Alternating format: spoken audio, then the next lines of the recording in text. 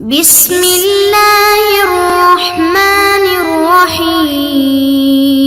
السلام علیکم ورحمۃ اللہ وبرکاتہ۔ امید ہے کہ آپ سب ایمان، صحت، عافیت اور برکت کے ساتھ ہوں گے۔ آج ہم شمائل ترمذی کا سبق نمبر 47 پڑھیں گے۔ پچھلے سبق میں ہم نے بابو ما جاء فی صفت ادامی رسول اللہ صلی اللہ علیہ وسلم کی چند احادیث کو تفصیل کے ساتھ پڑھا۔ آج انشاءاللہ اگلی احادیث کو تفصیل کے ساتھ پڑھیں گے۔ حدیث کی عبارت دیکھیے۔ بسم اللہ الرحمن الرحیم۔ وبه قال حدثنا احمد بن ابراہیم الدورقی وسلمة بن شبیب ومحمود بن غیلان قالوا اخبرنا ابو اسامة عن هشام بن عروة عن ابیہ عن عائشة رضی اللہ تعالی عنہا قالت كان النبی صلی اللہ علیہ وسلم يحب الحلواء والعسل۔ امام ترمذی رحمہ اللہ فرماتے ہیں کہ ہمیں یہ روایت احمد بن ابراہیم دورقی، سلمہ بن شبیب اور محمود بن غیلان نے بیان کی۔ وہ تینوں کہتے ہیں کہ ہمیں خبر دی ابو اسامہ نے۔ وہ فرماتے ہیں ہمیں یہ روایت ہشام بن عروہ سے ان کے والد کے حوالے سے پہنچی۔ وہ حضرت عائشہ رضی اللہ تعالی عنہا سے روایت کرتے ہیں کہ حضرت عائشہ رضی اللہ تعالی عنہا فرماتی ہیں کہ نبی کریم صلی اللہ علیہ وسلم کو میٹھا اور شہد پسند تھا۔ الحلواء حلاوہ بمعنی حلوہ، میٹھا میوہ۔ العسل عسال عسل، یہ شہد کو کہا جاتا ہے۔ باب تفعیل، شہد کھلانا، کھانے میں شہد ملانا۔ تو حدیث میں یہ فرمایا گیا کان النبی صلی اللہ علیہ وسلم یحب الحلواء والعسل، تو بظاہر حدیث میں حلوے سے مراد ہر میٹھی چیز ہے، لیکن بعض لوگوں نے اس سے وہ حلوہ مراد لیا ہے جو مٹھائی اور گھی وغیرہ سے بنایا جاتا ہے۔ ایک روایت میں آتا ہے کہ سب سے پہلے حلوہ حضرت عثمان رضی اللہ تعالی عنہ نے بنوا کر نبی کریم صلی اللہ علیہ وسلم کی خدمت میں پیش کیا تھا، اور نبی کریم صلی اللہ علیہ وسلم نے اس کو بہت پسند فرمایا تھا۔ اور یہ حلوہ انہوں نے آٹے، شہد اور گھی سے بنایا تھا۔ چونکہ اس زمانے میں شکر کا کچھ دستور تو نہیں تھا، اس لیے میٹھی چیز عموماً شہد یا کھجور سے بنائی جاتی تھی۔ تو یہاں پر شیخ بیجوری رحمہ اللہ فرماتے ہیں کہ نبی کریم صلی اللہ علیہ وسلم کا حلوہ کو پسند فرمانا اس کے لذیذ ہونے کی وجہ سے نہیں تھا، بلکہ اس کے عمدہ ہونے کے لیے تھا۔ تو اس لیے یہاں یہ بھی ثابت ہوا کہ عمدہ کھانے کی محبت تقوی اور زہد کے منافی نہیں ہے۔ اگلی حدیث کی عبارت دیکھیے۔ وبه قال حدثنا الحسن بن محمد الزعفراني قال أخبرنا حجاج بن محمد قال ابن جريج أخبرني محمد بن يوسف أن عطاء بن يسار أخبره أن سلمة رضي الله تعالى عنها أخبرته أنها قربت إلى رسول الله صلى الله عليه وسلم جنبا مشويا فأكل منه ثم قام الى الصلاة وما توضأ۔ امام ترمذی رحمہ اللہ فرماتے ہیں کہ ہمیں یہ روایت حسن بن محمد زعفرانی نے بیان کی۔ ان کے پاس حجاج بن محمد نے خبر دی۔ وہ فرماتے ہیں کہ ابن جریج نے کہا مجھے محمد بن یوسف نے خبر دی کہ اسے عطاء بن یسار نے خبر دی، اور انہیں ام المومنین ام سلمہ رضی اللہ تعالی عنہا نے بتایا۔ حضرت ام سلمہ رضی اللہ تعالی عنہ فرماتی ہیں کہ انہوں نے پہلو کا بھنا ہوا گوشت نبی کریم صلی اللہ علیہ وسلم کی خدمت میں پیش کیا۔ نبی کریم صلی اللہ علیہ وسلم نے تناول فرمایا اور پھر بلا وضو کیے نماز پڑھی۔ جنبن کی بعض لوگوں نے تصریح یہ کی ہے کہ یہ بکری کے گوشت سے تھی، مگر اس پر کوئی قوی دلیل نہیں ہے۔ جنبن جنوبن پہلو کو بھی کہا جاتا ہے، مشویًا بھنا ہوا، باب انفعال سے گوشت بھوننا، باب افعال اور باب تفعیل بھنا ہوا گوشت کھلانا۔ مشویٌ ہی کے معنی میں شیواؤن بھی آتا ہے، دیکھیے اس حدیث کا مطلب یہ ہے کہ بعض روایات میں آتا ہے کہ آگ پر جو چیز پکائی جائے اس کو کھانے کے بعد نیا وضو دوبارہ کرنا پڑے گا، یعنی آگ پر پکی ہوئی چیز ناقض وضو ہوتی ہے، اور یہی مذہب بعض علماء متقدمین کا ہے۔ لیکن یہاں پر خلفاء اربعہ اور ائمہ اربعہ اور جمہور علماء کرام کا مذہب یہ ہے کہ جو احادیث وضو کے وجوب پر دلالت کرتی ہیں وہ منسوخ ہیں، اور حضرت ام سلمہ رضی اللہ تعالی عنہا کی یہ حدیث بھی جمہور کی تائید کرتی ہے کہ نبی کریم صلی اللہ علیہ وسلم نے نیا وضو کیے بغیر نماز پڑھی، تو اس لیے معلوم ہوا کہ آگ سے پکی ہوئی چیز ناقض وضو نہیں ہے۔ اگلی حدیث کی عبارت دیکھیے، وَبِهِ قَالَ حَدَّثَنَا قُتَيْبَةُ قَالَ حَدَّثَ ابْنُ لَحِيئَةَ عَنْ سُلَيْمَانَ بْنِ زِيَادٍ عَنْ عَبْدِ اللَّهِ بْنِ الْحَارِثِ قَالَ أَكَلْنَا مَعَ رَسُولِ اللَّهِ صلی اللہ علیہ وسلم شِوَاءً فِي الْمَسْجِدِ۔ امام ترمذی رحمہ اللہ فرماتے ہیں کہ ہمیں یہ روایت قتیبہ نے بیان کی، ان کے پاس یہ روایت ابن لہیہ نے بیان کی، انہوں نے اسے سلیمان بن زیادہ سے روایت کیا، اور انہوں نے صحابی رسول عبداللہ بن حارث رضی اللہ تعالی عنہ سے نقل کی۔ عبداللہ بن حارث رضی اللہ تعالی عنہ فرماتے ہیں کہ ہم نے نبی کریم صلی اللہ علیہ وسلم کے ساتھ بھنا ہوا گوشت مسجد میں کھایا۔ تو دیکھیے اس حدیث سے معلوم ہوتا ہے کہ مسجد میں کھانا پینا جائز ہے، ہاں شرط یہ ہے کہ کھانے پینے کے ذرات مسجد میں نہ گریں اور اس کے ذرات سے مسجد خراب نہ ہو۔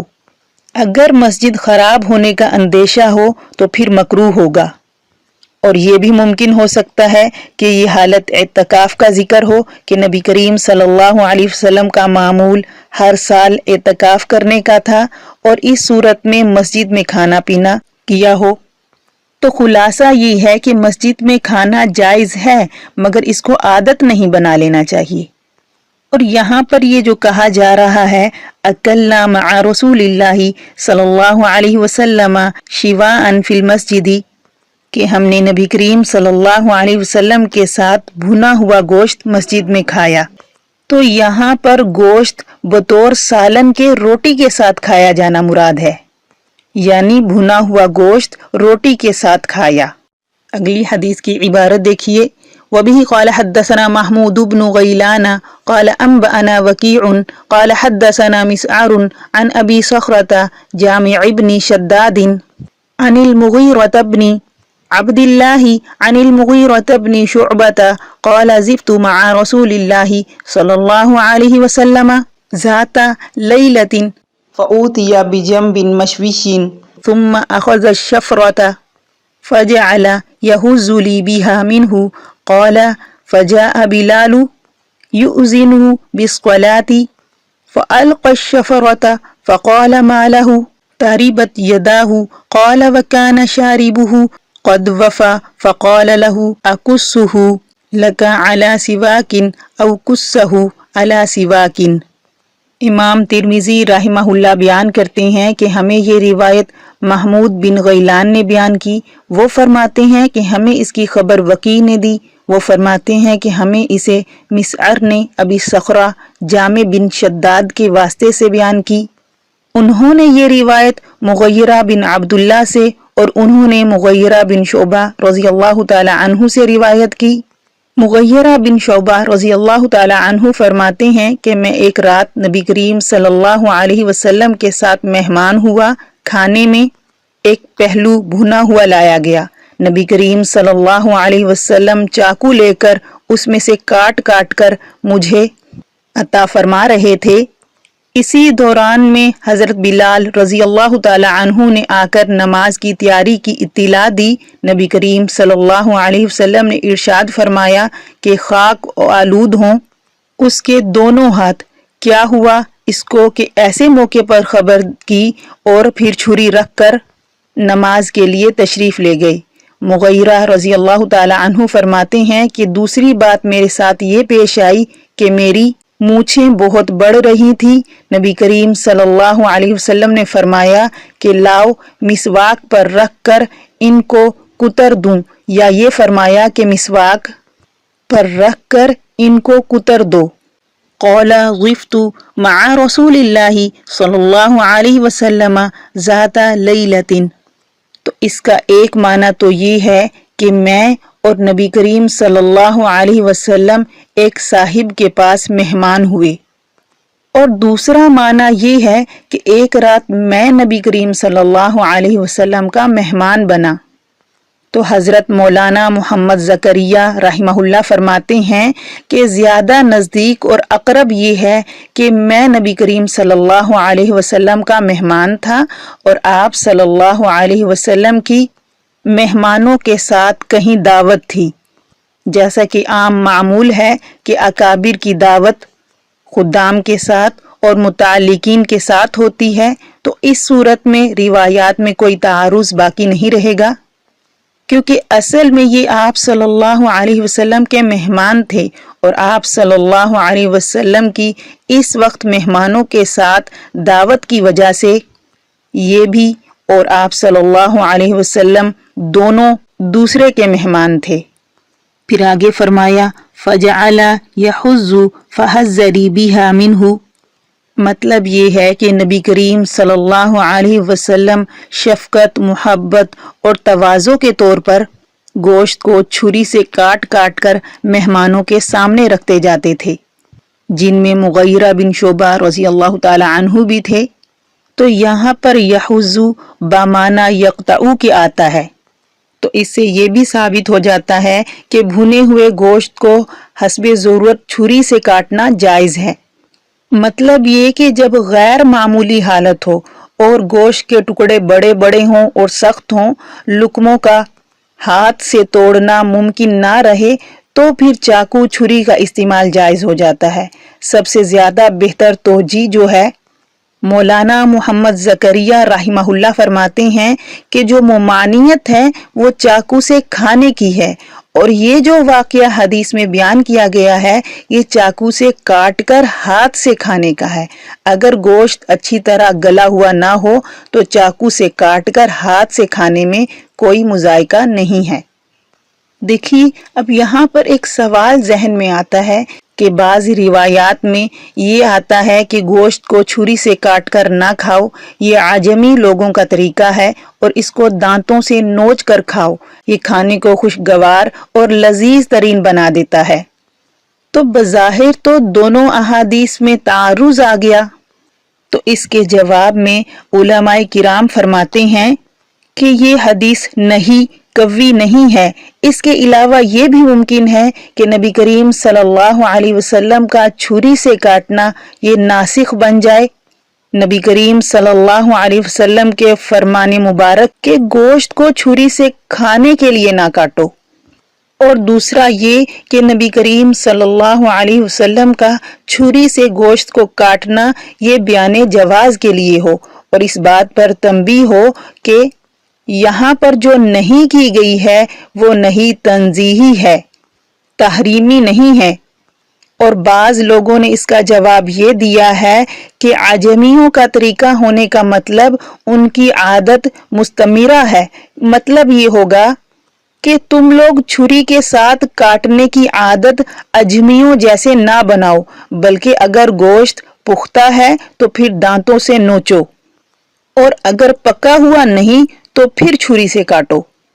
फिर आगे फरमाया फजा बिलालुन युज़िनुहु बिस्क़लाती, यानी कि उसी वक्त आकर हजरत बिलाल रजी अल्लाह ताला अन्हु ने नमाज की तैयारी की इत्तिला दी। युज़िनु बाब इफ़आल, बाखबर करना, बतलाना। तो आप सल्लल्लाहु अलैहि वसल्लम ने खाना छोड़ दिया और फरमाया मालहु तरिबत यदाहु, बिलाल को क्या हो गया, इसके दोनों हाथ खाक आलूद हों। यानी नबी करीम सल्लल्लाहु अलैहि वसल्लम को हजरत बिलाल रजी अल्लाह ताला अन्हु का ये बेढंगापन पसंद नहीं आया कि आप सल्लल्लाहु अलैहि वसल्लम तो मेहमानों की खातिर मदारात कर रहे थे, फिर नमाज का वक्त भी आप सल्लल्लाहु अलैहि वसल्लम को मालूम था। آپ صلی اللہ علیہ وسلم کو اس کی فکر بھی ہوتی تھی، اس لیے آپ صلی اللہ علیہ وسلم نے اس جملے سے تنبیہ اور تربیت فرمائی ہے۔ یہاں پر بد دعا کی غرض نہیں تھی، اور یہ جملہ بد دعا کے لیے استعمال بھی نہیں ہوتا، کیونکہ عرب کی زبان میں محض کچھ ملامت کرنے کے لیے یہ کہا جاتا ہے۔ اس سے بد دعا مقصود نہیں تھی، صرف تنبیہ مقصود تھی کہ جب نبی کریم صلی اللہ علیہ وسلم ایک مہمان کی وجہ سے اس کے اہتمام میں مشغول تھے تو اس کو درمیان میں اطلاع نہیں کرنی چاہیے تھی، بلکہ فراغت کا انتظار مناسب تھا، جبکہ نماز کے وقت میں گنجائش بھی تھی۔ پھر آگے فرمایا وَكَانَ شَارِبُهُ قَدْ وَفَى فَقَالَ لَهُ أَكُسُّهُ لَكَ عَلَى سِوَاكٍ أَوْ كُسَّهُ عَلَى سِوَاكٍ۔ حضرت مغیرہ بن شعبہ رضی اللہ تعالی عنہ بیان کرتے ہیں کہ جس روز یہ واقعہ پیش آیا اس دن میری مونچھیں بڑی ہوئی تھیں، تو نبی کریم صلی اللہ علیہ وسلم نے فرمایا کیا تمہاری مونچھیں مسواک پر رکھ کر میں کتر دوں، یا ان بڑی ہوئی مونچھوں کو مسواک پر رکھ کر خود تم کتر لو یعنی کاٹ لو؟ تو یہاں پر پہلا جملہ استفہام ہے اور دوسرا جملہ امر ہے، یعنی حکم دیا جا رہا ہے۔ تو اس میں راوی کو شک ہے کہ آپ صلی اللہ علیہ وسلم نے پہلا جملہ ارشاد فرمایا یا دوسرا۔ تو مسواک پر رکھ کر کترنے کا مقصد یہ ہے کہ اس میں کسی دوسرے سے مدد کی ضرورت بھی نہیں ہے، اس لیے فوراً کاٹ دو، اور دوسرا یہ کہ مسواک پر رکھ کر کترنے سے تکلیف بھی نہیں ہوتی، اور مسواک پر رکھ کر کاٹنے کا سبب یہ ہے کہ ہونٹوں کو کترنے سے تکلیف نہیں ہوگی، یعنی جب مونچھیں کاٹی جائیں گی تو پھر ہونٹوں کو کوئی تکلیف نہیں پہنچے گی۔ نبی کریم صلی اللہ علیہ وسلم نے ان کو کاٹنے کا حکم اس لیے دیا کیونکہ یہ مشرکین کا طریقہ تھا کہ وہ داڑھی کٹوا دیتے تھے اور مونچھیں بڑھاتے تھے، تو نبی کریم صلی اللہ علیہ وسلم نے داڑھی بڑھانے اور مونچھیں کٹوانے کا حکم دیا۔ تو مونچھوں کا شرعی حکم یہی ہے کہ بالکل نیچے تک ان کو کاٹ دو، یعنی کتروا دیے جائیں، یا کم از کم اس قدر تو ضرور کاٹ دی جائیں کہ آدمی کا ہونٹ صاف نظر آئے۔ تو یہاں پر یہ بات یاد رکھنی چاہیے کہ نبی کریم صلی اللہ علیہ وسلم کے مختلف ارشادات میں داڑھی بڑھانے اور مونچھیں کاٹنے میں مبالغہ کرنے کی تاکید آئی ہے۔ اس وجہ سے علماء کرام کا مسلک بھی یہی ہے کہ مونچھوں کو منڈوانا سنت ہے، مگر علماء محققین فرماتے ہیں کہ کتروانا سنت ہے، لیکن کتروانے میں مبالغہ ضروری ہوتا ہے کہ وہ مونڈنے کے قریب قریب ہو جائیں۔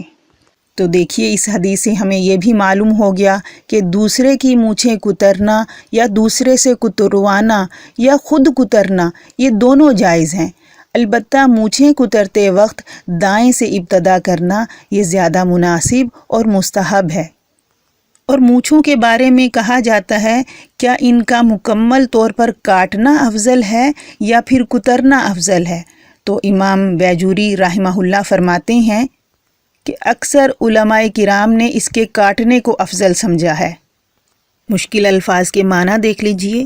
زفتو مہمان ہونا، باب تفعیل مہمان بنانا، الشفرۃ شفر شفار بڑی چھری، چوڑی چھری باب تفعیل جڑ سے اکھاڑنا، حزہ یحزو باب افتعال کاٹنا چھانٹنا، ٹکڑے ٹکڑے کرنا، یؤذن باب افعال باخبر کرنا بتلانا، وفا طویل ہونا زیادہ بڑھنا، اور اس کے ایک معنی پورا پورا کرنا کے بھی آتے ہیں، اکسو باب تفعیل کاٹنا ٹکڑے کرنا، سواکن سوکن دانت صاف کرنے کی لکڑی مسواک، باب تفاعل اور باب افتعال سے مسواک کرنا۔